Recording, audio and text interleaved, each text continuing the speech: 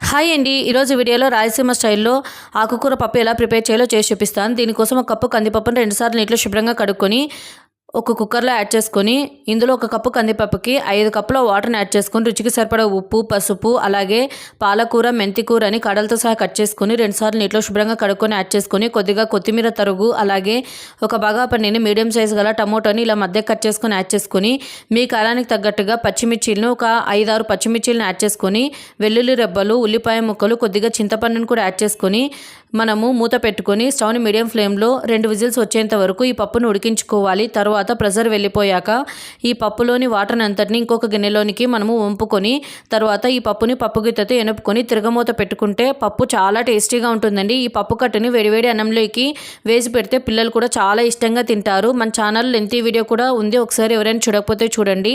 ఇటువంటి వీడియోస్ కోసం నా ఛానల్ని సబ్స్క్రైబ్ చేసుకొని పక్కనే ఉన్న గంట సింబల్ యాక్టివేట్ చేసుకోండి.